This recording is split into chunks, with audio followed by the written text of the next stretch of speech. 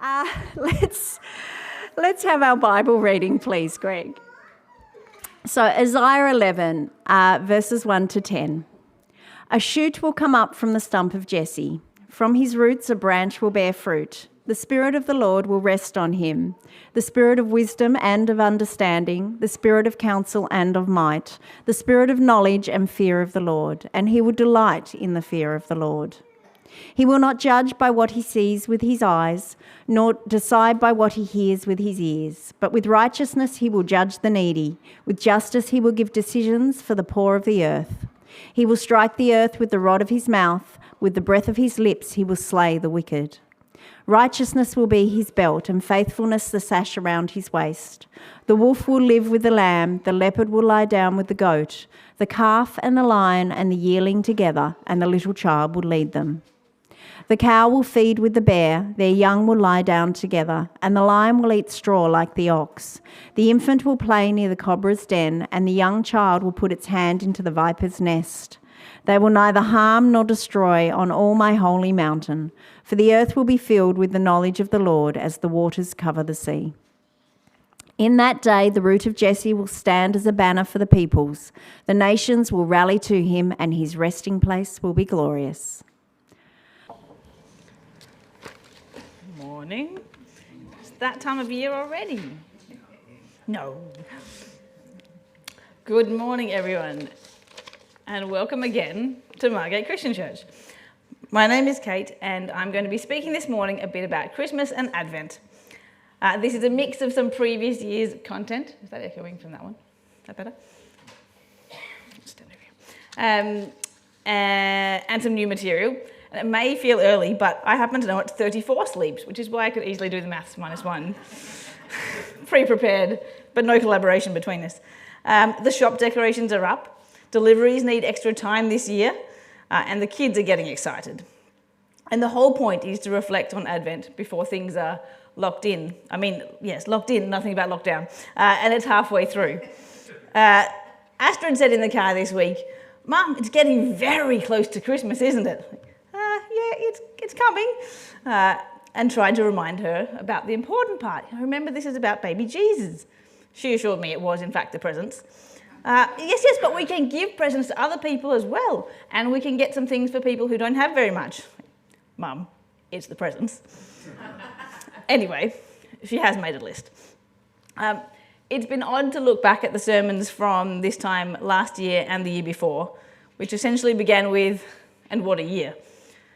I think Tassie has fared better than most this year, but there's still been plenty of turbulence, sadness, sickness, injustice, uncertainty and pain within this congregation and on the world stage.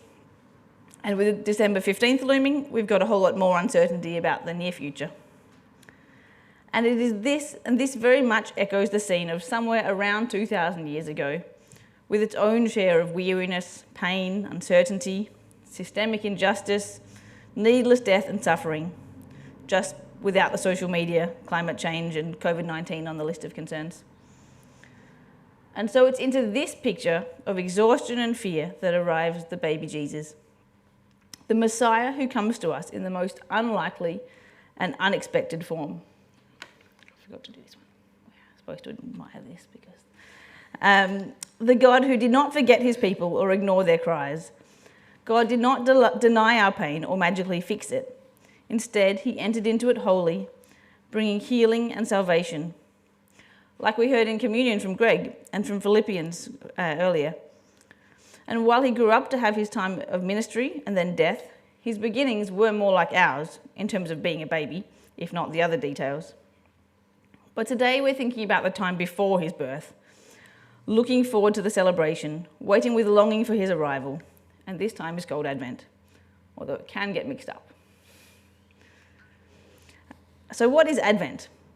There may be chocolate, but not only chocolate. For a start, it's the period of time in the season of the liturgical year, as it's called.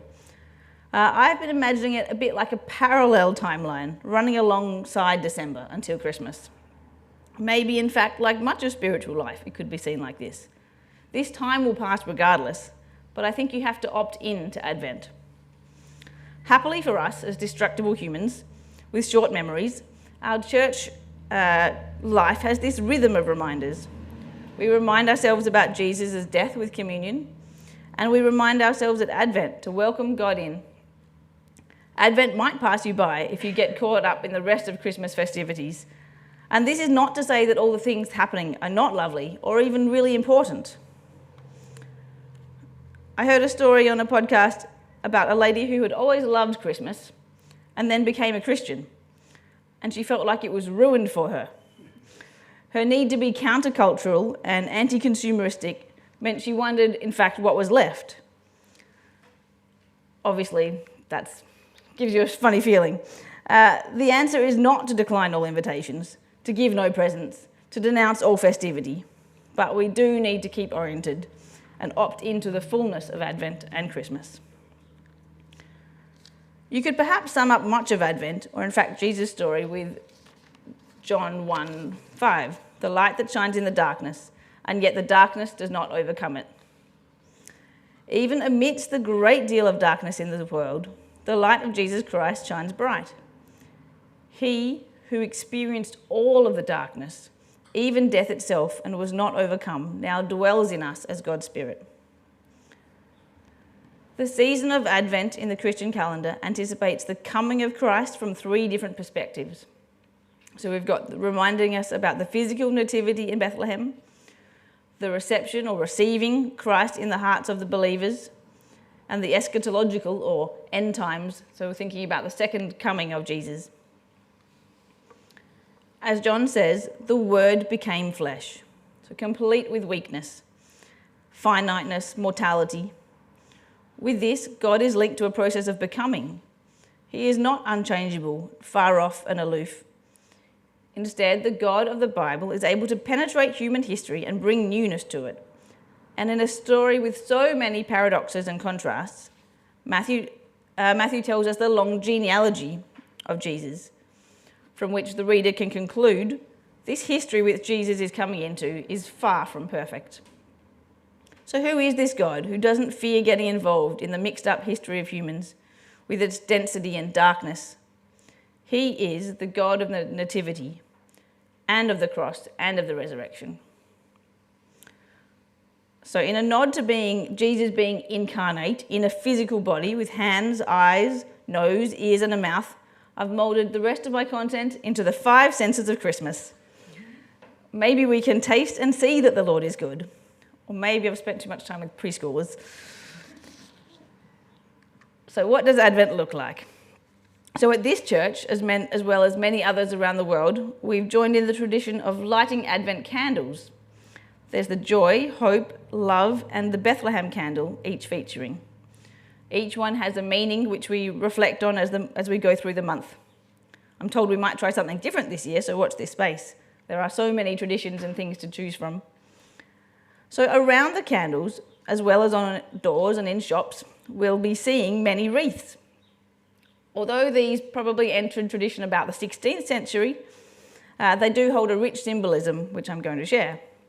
So a traditional wreath is a fir tree branch in a circle with some holly, laurel, mistletoe, red ribbon and pine cones. So the circle or crown shape symbolises victory, as well as Christ the King.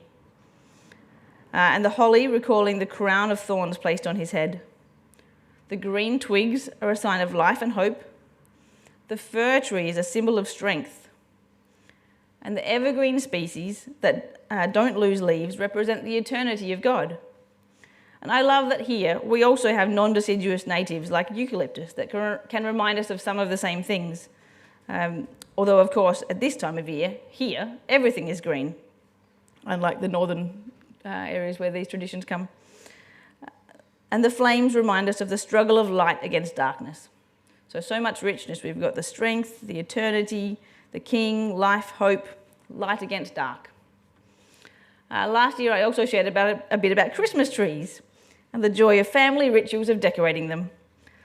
Suffice to say, the same symbolism applies to their evergreen nature.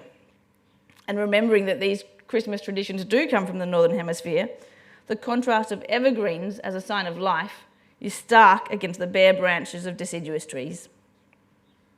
So an evergreen doesn't lose all of its leaves at once. There is a constant renewal, which is like the slow but inevitable pruning of the hard parts of our heart by Christ over time. Throughout life, we will endure harsh seasons, but God will not allow us to be stripped of our leaves all at once.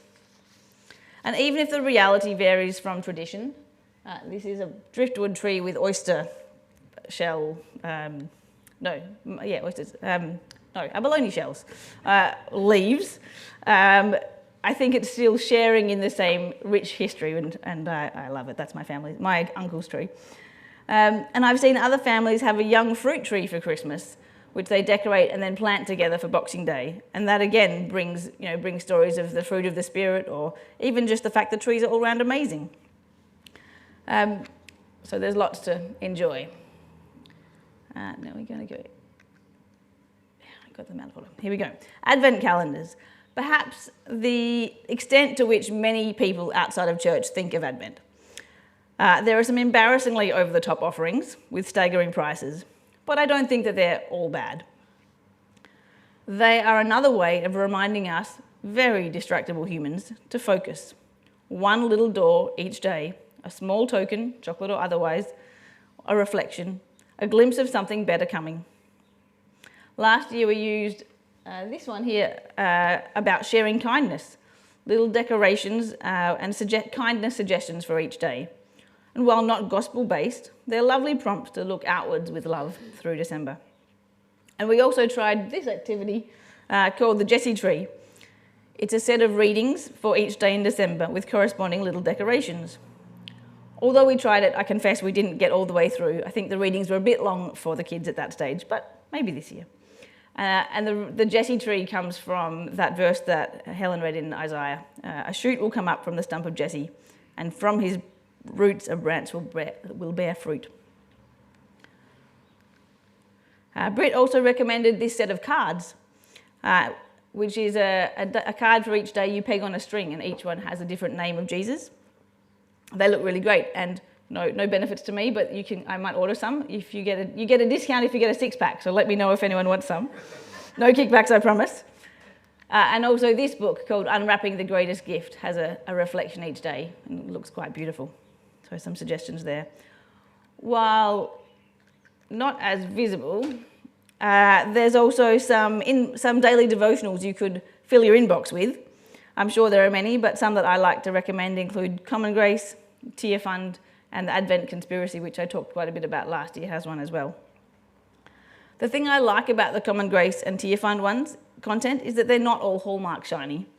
They have both the lament of hardship and the hope of Christmas. The global experience of shared pain, fear, injustice, environmental degradation, not ignored, but not despairing either, as it is matched by the good news of Jesus. You can sign up online, of course, and I'll share some of these resources in our Facebook group. There are plenty more things to see at Christmas that bring joy too, of course. Lights, we've said the lights, the wreaths, pageants, choirs, stars, garlands, sparkling centerpieces, beautiful packages, colourful displays, street decorations, light shows. Fill your eyes with the spectacle. It's quite marvellous. What does Christmas feel like? Presents, at least if you're 4. In my previous versions of the Advent talk, we worked through the content from the Advent Conspiracy, which is a radical rethinking of Christmas. We discussed spending less and giving more. There are lots of ways to address gift giving, and I'll remind us of a few shortly. So over the years, and thanks to Jean's dedication, we have had the strong support for tier cards. You know, the kinds with goats, chickens, toilets. And there are a lot more options now. I've already been sent this year Oxfam, Tier and UNICEF at least, and Helen's plugged these this morning. Thank you. Perfect. A podcast I was listening to in preparation for this, with all due respect, discussed these kinds of gifts, and the host, Megan Paldetois, proposed that she doesn't like them. Drawing on an essay from G.K. Chesterton, she shared that gifts are like a mini representation of the incarnation, so the embodiment of Christ, and in that respect, they're supposed to be physical. On the other hand, he wrote about this before the era of excess, plastic, overconsumption.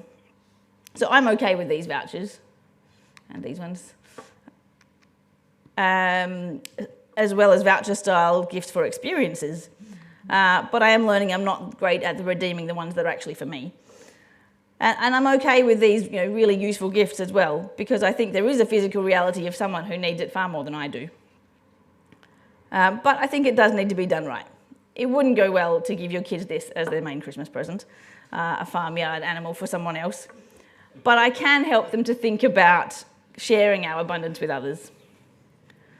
John Dixon's approach was like to think of it more as matching. So he can afford the nice piece of tech that his daughter wanted for Christmas, but maybe contribute something similar to Save the Children. So that's another way of doing it. I have certainly given these gift cards. I think the clever puns suit my dad quite well, and he doesn't need anything but a jar of lemon curd. Perhaps there's more of a role for a private or a family purchase. Together you can choose something, a remote schooling kit, a COVID kit, or a social justice package. There's so many options now, and you can find them all online. So like so much of this stuff, it's about balance. We don't want to reject everything physical. God was a physical God in Jesus. We are physical beings. We need things. The kids play with toys, but we've got plenty. The very first gifts to Jesus were physical too, and perfumed ones at that. But at least here, most of us have what we need. I feel uncomfortable about the gifts that are clearly destined for the landfill before they've even left the shop. And we do want to be generous, sharing the abundance that God has with those we love, that God has given us. So there's lots to think about. Some facts. Aussies receive over 20 million unwanted gifts at Christmas time. 86% of Australians find Christmas puts a strain on their finances, with buying gifts reported as the major cause of this pressure. Australians use more than 150,000 kilometres of wrapping paper during Christmas, enough to wrap around the earth 4 times. So rather than rejecting everything, we're about choosing something better for ourselves, our families, our communities. There's not an individual right answer to this, but perhaps we can do some things differently. Maybe a bit of creativity, personal thoughts, a challenge. Here are a few of my ideas, and there were even more last year, so feel free to listen to that. So what about something secondhand? Something to do together? Something locally grown or made? Last year, our Secret Santa group skipped presents for each other and instead contributed to physical items for a charity hamper. Setting up some group rules can help and add a fun challenge. Tim's family has done a second-hand or homemade Secret Santa year, which seemed to be a success. And for me, this certainly sits better than the obligation of choosing what is probably an unwanted gift for every single family member, while also risk receiving things that I don't really want to have. And it's important to remember, though, that when we spend less on Christmas presents, it doesn't mean that we love our family and friends any less. In fact, many people find the creative, intentional gifts that showcase our love, and hopefully God's, more clearly than ever before. I was going to show, the text is a bit small, but this is Christmas cloth that we now use each year. So we get to, another ritual is bringing out our same Christmas bags, hopefully, probably for the rest of our lives, because I think cotton still needs quite a few uses to break even, but it's lovely. So some other tips: don't compare yourself to others. Pray and do what's best for your family. Research companies that are fair trade. Pray for the people on your Christmas list before purchasing anything. Make spending a conscious decision that engages your heart. It's not just about presents either. Notice how much you're spending on other Christmas things. New decorations, or do you need new decorations, or crappy plastic-filled crackers, or glossy wrapping paper? Find something that maybe you can cut back on this year, or at least invest in ways that match your values, not something that only lasts a moment. Take stock and think about what you're grateful for already. One anecdote: I mentioned rubbish, and for me, I'm more concerned about the what I'm spending on than how much actual money. I mentioned last year my children received a remote control poo from a grandparent of theirs, and then it was lost. So they put it on their Christmas list and birthday list for the following years, and we couldn't find it, but happily it's been located so they can get it back again as a new gift. Some gifts just keep on giving, but did I mention landfill? So there's far more to touch at Christmas. From gold bells and spiky branches to warm hugs and physical touch for your family, friends and neighbours, as we offer reconciliation, friendship, forgiveness and love. So what does Advent sound like? Well, there's plenty of background noise this time of year, but we can tune into some of the most amazing Christmas music that we have. There is a rich collection of Christian traditional and more modern Christmas offerings. Like I shared last time, the worship fully is one of the premises of the Advent conspiracy. Last year in a sermon on worship, I said this: worship is a celebration of God's mighty deeds of salvation, culminating in the death and resurrection of Christ. Worship celebrates historic events that happened in the past and anticipates the end times event that will happen in the future. It does so in such a way that the meaning of both the past and future is made alive in the experience now. So it does so in such a way that the meaning of both the past and future is made alive in the believer's experience now. So through worship, the worshipper enters into and becomes part of God's saving deeds through which the entire history of the world is revealed. I read a quote from someone talking about Christmas music, who was in fact a chorister, but I think that this extends to all singing together. So singing in a choir is not only one of the best ways to learn music, but one of the finest ways for the liturgy and fabric of the church to get into your bones. I like that. So while I was careful to point out last year that music is not the only way of worshipping, it is a really big one, and each year Advent brings another opportunity to worship the miracle of the Incarnation, when God revealed himself to his people in a new way. And for some, Christmas, with a Christmas service maybe and the music, is one of the only times people engage with their local church. If you read the Christmas narrative, nearly every character that we encounter had the same response to the infant king, and that is to worship. Luke 2:10 says, "Do not be afraid. I bring you good news that will cause great joy for all the people. Today, in the town of David, a Saviour has been born to you. He is Messiah the Lord." So there are so many Christmas songs, ranging from mind-blowing to cringeworthy, and I'm talking about the Christian ones. Some retell the narrative of Christmas, some are a bit dodgy, some, like Hark the Herald Angels Sing, actually have quite complex theology if you stop to notice. And speaking of that one, each Christmas season we are invited by this venerable hymn to join the angels in swelling the cosmic chorus. I was going to put the words, but I forgot. But the words are, "With angelic host proclaim, Christ is born in Bethlehem. Refrain, hark the herald angels sing, glory to the newborn king." I've never really thought of it. It says, with angelic angels. You've been invited to sing with the angels about this news. Of course, you will have your favourites, and I encourage you to seek out some good Christmas music. I can share this Advent conspiracy list. This was the article that goes through quite a few of the songs that had the talk about the songs going into your bones. And for some, it's just not Christmas without the King's College Choir. Maybe at the barbecue today, ask someone what their favourite song is. Choose some you like and play them this year. And so what does Christmas and Advent taste like? Are you salivating just at the idea of Christmas food? So, a fact to start. 90% of Australians usually discard over 25% of food during the festive period. That's a quarter. In Australia alone, over 5 million tonnes of food ends up as landfill each year. So 9,000 Olympic-sized swimming pools. So it happens easily, but I think that's nearly worse than eating excessively. Not that we can necessarily consume an extra 25% just to save it from the bin, but it puts into context just how over the top some of this is.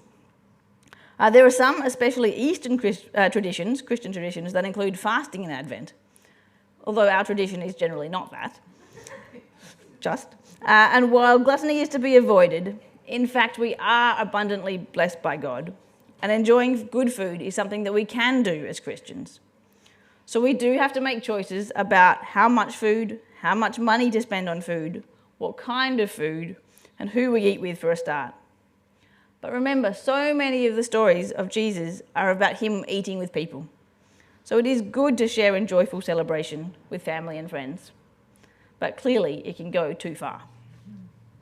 And it's great to have favourite Christmas foods to come back to year after year, with the tastes and smells that bring back all the Christmas memories, hopefully favourable ones. And as with so much of this time, here is a reminder to be mindful about how we do Christmas celebrations. We've been given the very best Christmas gift we could dream of in the Son of God, so perhaps a lavish party is the right response. I'd like to think the focus is on sharing, generosity, hospitality, and good food, all while remembering Jesus. The Advent Conspiracy also has some conversation starters too. I've got a few here if anyone would like a copy, or you can find them. Some are better than others for the awkward uncle that's always there, but there's some good ones. And it's worth noting that the people part of Christmas, especially family, isn't always easy or happy for many. I like to hope that our church family can provide some comfort and companionship for people who are lonely and hurting. So you could think about how you could do this for other people. Coming to the end, there's the conversation starters. What does Christmas smell like? Look, this one is really here to round out my 5 senses, but I can tell you the spices of Christmas baking, the smells of Christmas dinner, the aroma of a real Christmas tree, none of them are likely to have any similarity to the first Christmas. Nonetheless, smell is a powerful sense and links strongly to memories. You know the kind of things that come flooding back with certain smells. And so let's enjoy these smells and build our rich traditions.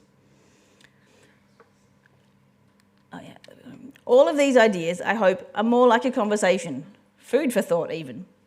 What this is not is a set of rules or more pressure to get Christmas perfect. I hope it's more like some reminders of things you sort of know but can get drowned out. It should feel like a relief and not a burden.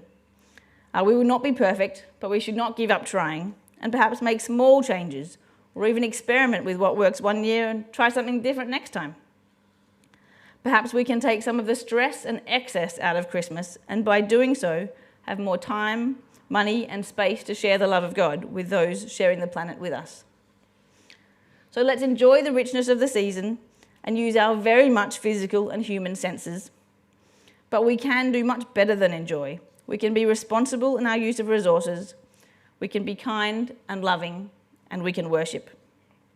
We can opt into the fullness of Advent and the tradition of reminding ourselves about Jesus. We remember those who long ago anticipated the coming of the Lord. We remember the first Christmas, full of waiting, uncertainty, poverty, fear, and then Jesus arriving as a vigorous little baby. When we weren't understanding the immensity of his love for creation, he spoke his love in terms that we could understand. The sound of a baby's cry on a cold night, the smell of the lowly animal-filled stable, the rough texture of the feeding trough filled with coarse straw, and the brightness of a new star in the dark night sky, and the taste of the bread of life to feed the souls of us all. We welcome him into our lives and our hearts again, and we remember that he promises to return again. So as we celebrate Christmas, let's use all our senses, every avenue we have to embrace this story. Let it soak into our whole being and our bones. And as we do, let's always tell and retell the reason for every tradition, giving thanks for the reality that we celebrate. I'll pray. Heavenly Father, thank you for sending your Son as a baby, as a human person into our world. We think of the scenes then that some way would be just like we know and in some ways would be so different. We remember all that this means for us as we look forward through this next month. We think about all the things to be done, but we think about what's the most important of all, and that's remembering you. Amen.